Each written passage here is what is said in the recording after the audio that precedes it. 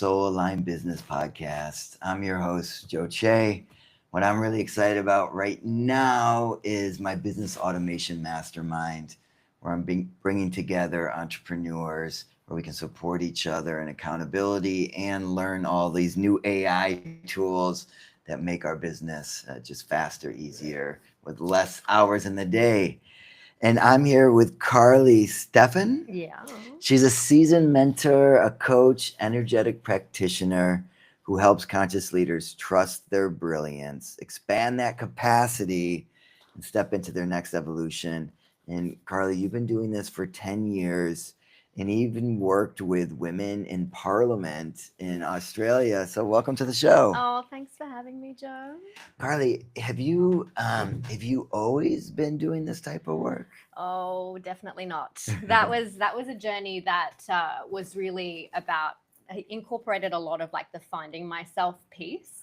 And it honestly started when I was still working in international aid and development. And I just wanted an outlet for exploring spirituality, personal development, my own explorations. And I started a blog named Pockets of Peace and just started putting it out there into the world. And lo and behold, when you actually tap into that, like the true authentic expression that wants to move through you, stuff starts to move in the outside world. And that's what brought me into the realization that I may actually have something else to do in this world other than that international aid work. And my readers started asking me if I did this as, as work. And I was like, well, technically not, but yes, But I could. But I could.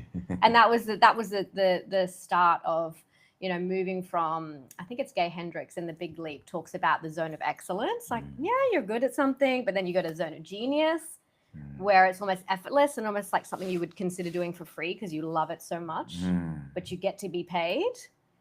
That's when this work arrived.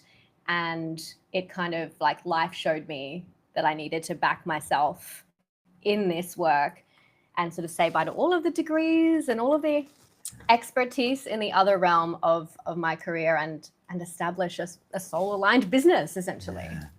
And that's what we're here to talk about. Yeah. That's it. Perfectly aligned. Yes. I love that. Yes. So basically, I mean, when you were doing this international aid, that also sounds really beautiful, really aligned, and very much in service. Yes. So did it feel like that at the time, or did it feel like you were off of your alignment? It felt like that at the time, but you know how it is when you sort of you think you're doing great and you're moving through the world in sort of like, I guess, quite in an excellent kind of way, but then you tip into a space where you realize, oh, wait a second, life could feel even more amazing. Life could feel even more beautiful, abundant, and just, soul enriching. Then you realize and you look back and you're like, oh, yeah, maybe I was performing a role a bit more, or I was sort of, doing acts of service that I felt, aligned at the time, but were not like that super alignment.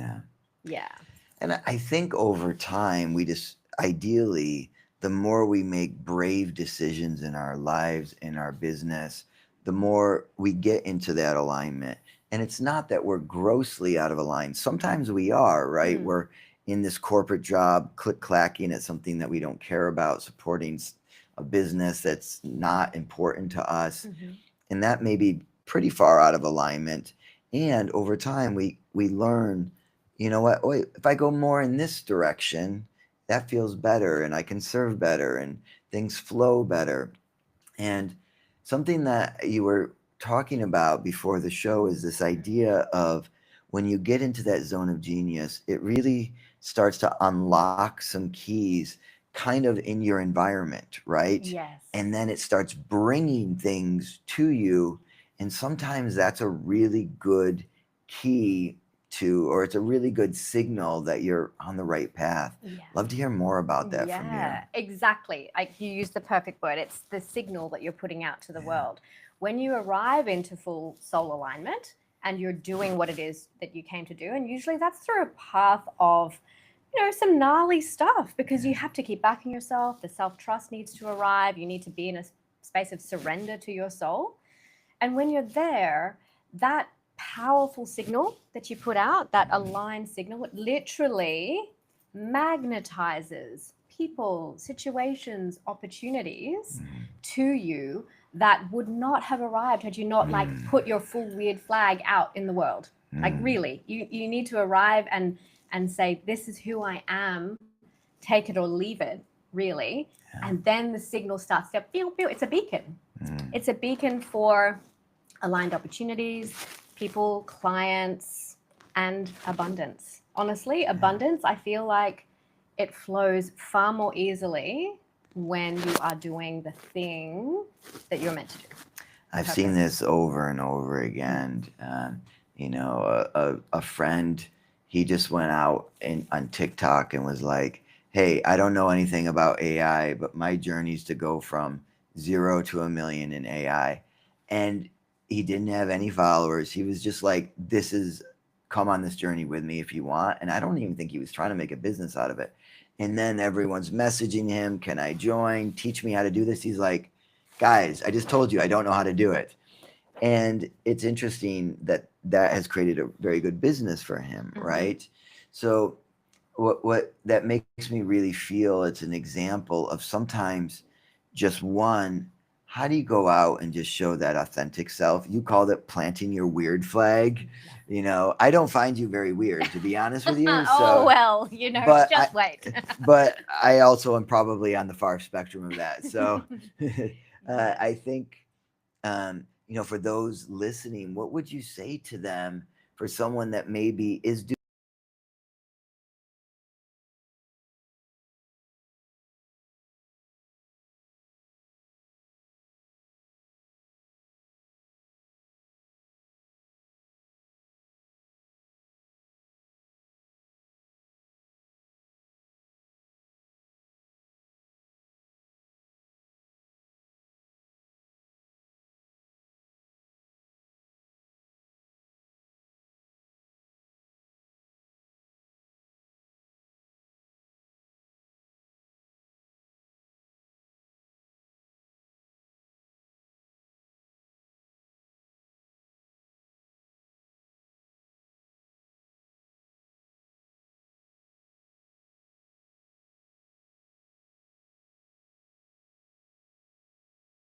Yeah.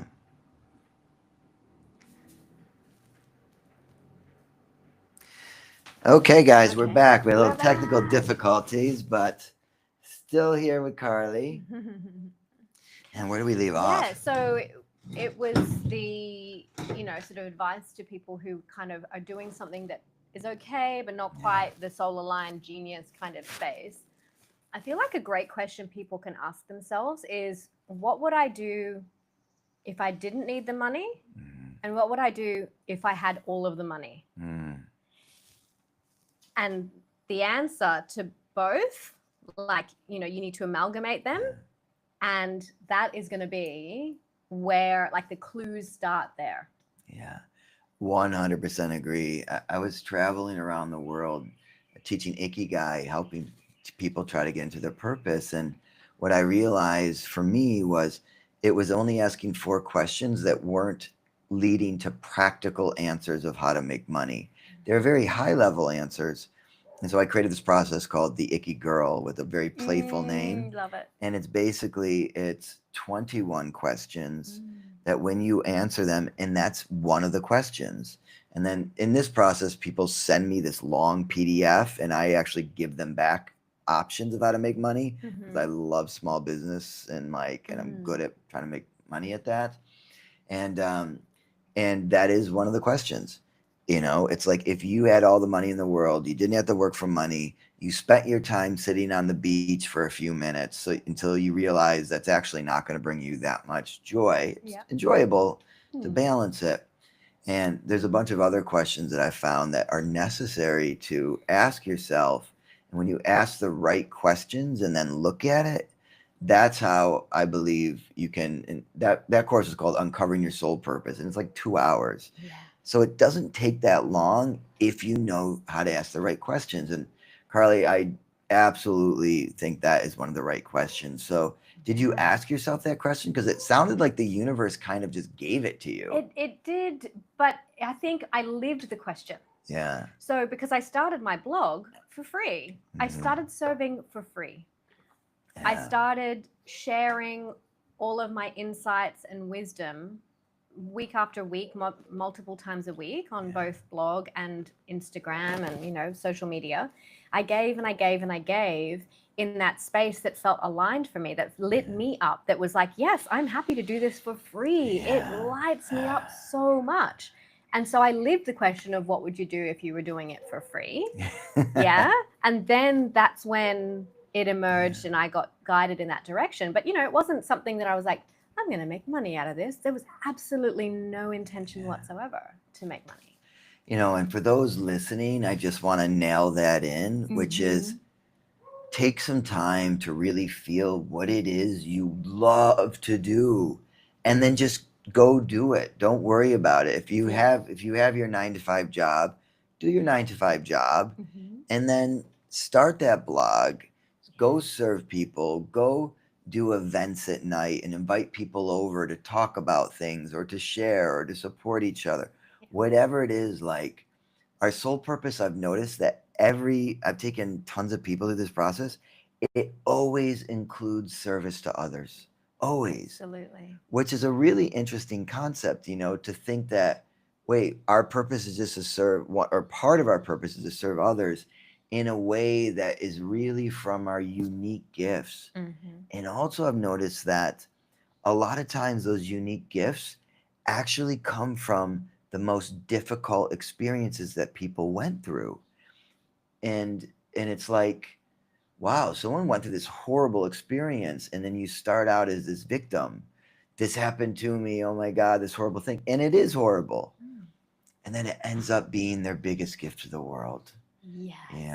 Yes, the dark night of the soul. Yeah. The lowest ebbs are always the key to our highest highs. Yeah. And the highest highs of service as well. Because if we can navigate ourselves from that place, from that depth of lowness, of dark night, out of that, like we're the best guides for others who are experiencing the same thing. And it's hard to tell people in the moment, and you have to be, obviously sensitive to what is truly, probably traumatizing and, has, is bringing people into deep sadness. But you always know, having witnessed many of these similar journeys and experienced them yourself, you always know that there is gold in that journey. So if anyone's going through that right now, I want to reassure them, you have the gold. The gold is here. The gold is going to arrive for you soon. Yeah. And it's a perspective shift. Yeah. When you're going through something hard, how do you say, wow, I am so grateful I get to go through this and I get to experience this. This is going to make me stronger, and this is going to give me knowledge and power to help others get through it faster. Yes, exactly. And I think remembering that as humans, we only grow in the contrast of life. Yeah. We really do. Like if you go and look back on your own areas of growth and times of growth, it was always in that contrast of like, oh gosh, this is so hard. And can I even do this? And can I really move through this? And that hero's journey, the challenge, it will always be those moments of growth that are encouraged after those depths. Yeah, we grow in the edges of our expansion, right? We don't grow when we stay comfortable. Yes. Although I have to be honest, sometimes I wonder if one of our goals is to continually grow. At what point do we just say, I'm good. I love myself. Yes. I have enough money. I don't need to go through some deep processing anymore. So I feel like in my life, I'm at a point where it's like, I want to enjoy life and enjoy the fruits of my labor over time. And I'm super open to the processing and the self-reflection.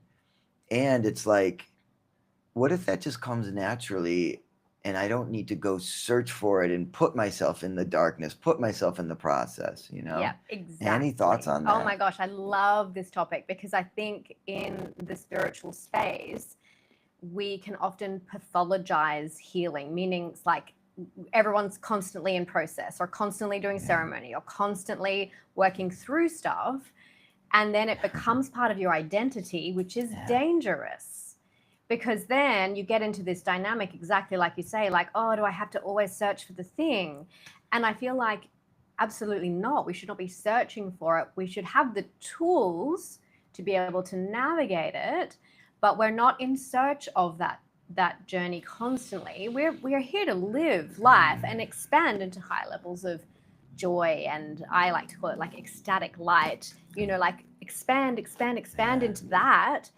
And as we come into the pockets of, like a detour or whatever it is we have to move around, we have the tools to navigate it, but we're not actively searching out in the world like, oh gosh, I need to go heal this, or this isn't, I'm not whole yet, so I've got to go and dig in to something else. Like, I would discourage that massively, because the pathologizing of it and the identifying as that person keeps us in that sort of the victim kind of rescuer, and like that triangle of the dynamic is dangerous to keep yourself in it.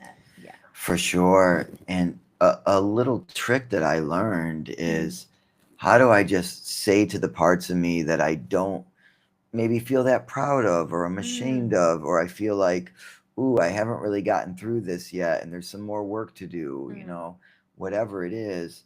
How do I just say to myself, I just love you as is? And yes, there's work to do. There's always going to be work to do. There's always ways to get more into alignment. There's always ways to feel more free. And I love me. Yes. And sometimes that actually can create bigger steps forward. The other thing I want to add to that is just like, just start being who you want to be. Yes. Like, I've seen myself and other people so many times, like, I'm going to work to be that person. I'm going to try hard to be that person. And the world gives you who you are. Yes. And how you show up, which I think is, a really interesting perspective to look at it. Yeah, and that's the quantum concept, right? That's the quantum at work. The world reflects to you who you are being, not if you're always constantly working towards, I'm working towards, then the world is going to give you the working towards stuff, right? Always working towards, not quite there. You're like an emerging leader, not a leader. You're a up and coming, not like you're there, you've arrived, right? Like, it's the learning to collapse time and space, being that now, even if you don't feel worthy of it, loving that part of yourself that doesn't feel worthy, but allowing yourself to just arrive in that, and not waiting for external authority to anoint you as something. You anoint yourself, man. Let's anoint ourselves. Pew! We're done. You're here. You've arrived. And if you have arrived, how would you be if you actually arrived? And that's what will be reflected back to you in reality. How do you sort of look at this idea, though, of the fake it till you make it and being that person? Where's the difference? Because, when some people go out there, they're like, I am the big person that does the thing, and I take $50,000 coaching calls, and it's like, yeah, but you're not quite there yet. No. Yeah. And there's amazing things about you, and you can get there, but so how do we look at that? Yeah. Sort of like where we are, where we want to be, to start like, being that person, showing up as that person without like that overinflated ego or sort of inauthentic. Any ideas for you? Well, this is not what you're speaking to is, the key word is ego. And the space of like inhabiting the ego in a inauthentic way people will feel that, and regardless of whether they're energetically sensitive, they'll feel it, right? Versus the soul aligned way, it's like you have to have gone through a bit of stuff to arrive in that soul aligned space, and the resonance of the soul alignment will always bring you to that right path. But in terms of like I think inhabiting these higher levels of, say, earning or whatever, like you would never want to overinflate, like, or make it look as though you're doing something that you're not, because that just creates more karma. First of all, people can feel the inauthenticity, and then you're just going to create a really unhealthy dynamic in that. But arriving in a place where you know that you're able to inhabit, say, like a few steps ahead, like already, like steps ahead in your perception of where you're going, just inhabit that place. Not like, say if you're earning 50K months and you're like wanting to claim that you earn 100K months, like I wouldn't be doing that. Like I'd be going, okay, like what does the next step look like? All right, does that feel solid in me? Okay, I'm going to claim that, and then you align with that. But the big gigantic leap will feel inauthentic to everyone, and including you, and create all kinds of karma that you do not want to deal with. Yeah, I think in listening to you, what I'm feeling from that is how do we embody that person we truly know we are, and stop focusing on the parts that we don't like or need so much work, and just start being that person internally. And then that will reflect to the outside. So you don't need to go out and say, I'm now a world famous, speaker, right?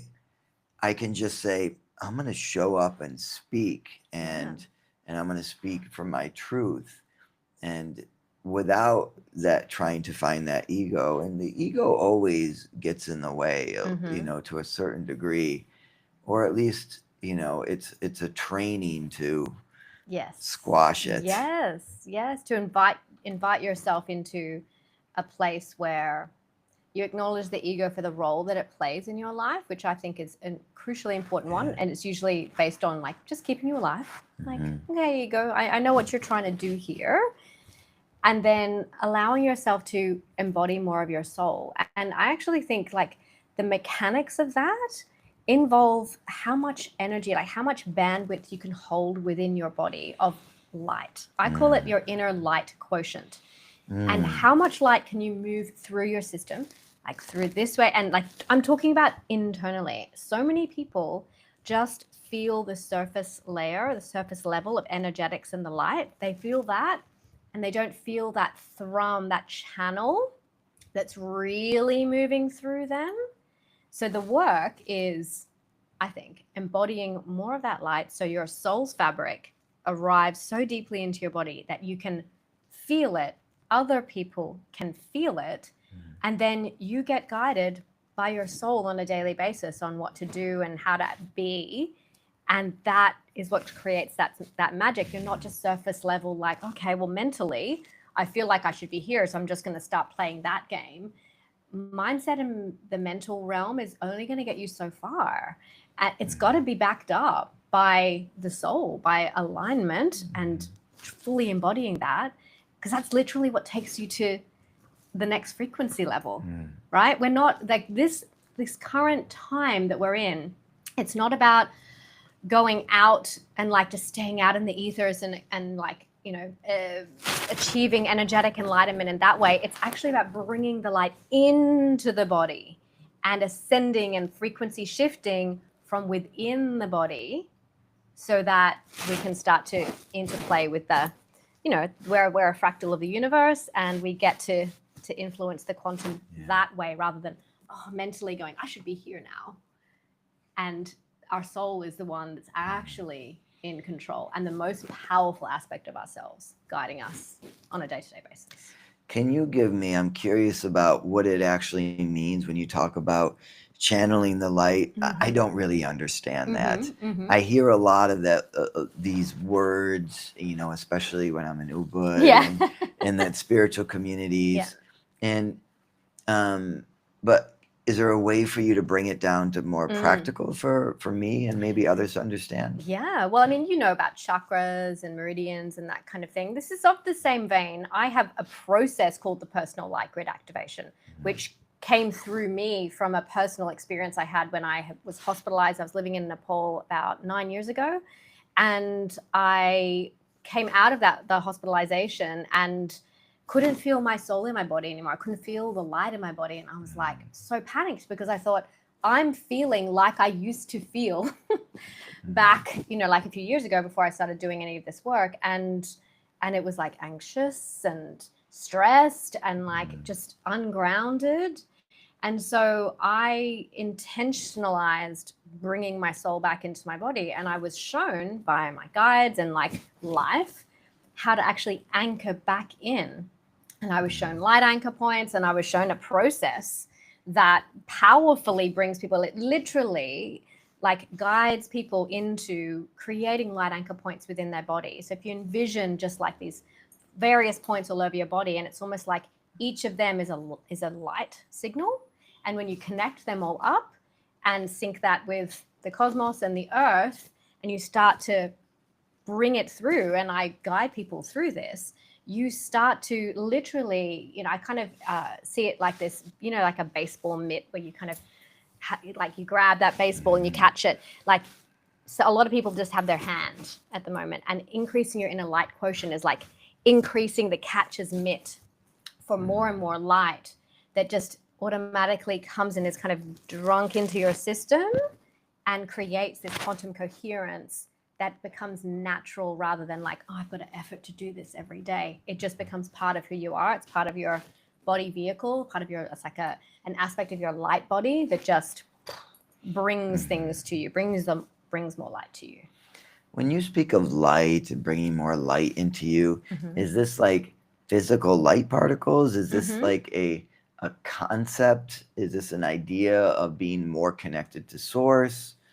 I don't know if it's a great question, because it's all spectrums of light. Because increasingly I'm coming to teach in my work about actually incorporating more sunlight, because I've always intuitively known this, but now I've been doing studies in quantum health and in circadian health, and actually literally the light particles that move through you, the neutrinos which are flowing at us from the sun, are moving through us. And it's a combination of the full light spectrum, both seen and unseen, that moves through the layers of our body and does exactly that. Like it helps to release density, and it helps to bring more coherence in, so that we become who we actually are, which is quantum coherent beings.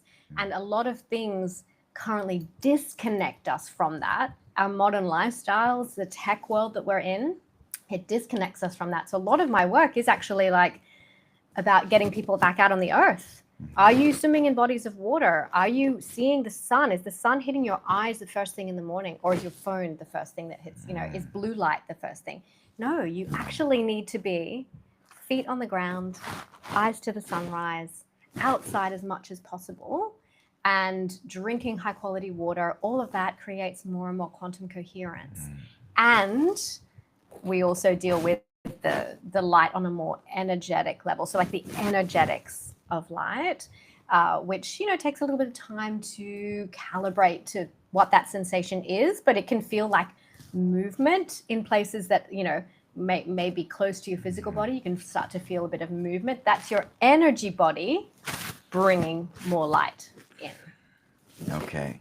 So when we talk about bringing more light in, like light is shining around the universe, right? Like if we go outside, there's more light than in this podcast studio, Yes. right? And we have artificial light over here. So is it actually related to the physical space, or is what you're suggesting is like more metaphysical outside of what we can see? And this idea of light is like, when I think of like bringing more light in, sometimes I think about raising my vibration and my emotional states to connect with like this more happiness or joy. I'm still maybe struggling to understand. You can do it via the emotions as well, by by shifting your feeling state, that can certainly allow for more connection. But my question to you would be, where do you feel that feeling state in your body? Like if you're feeling joy and you're feeling happiness, where do you feel it? Like a physical location? Mm-hmm.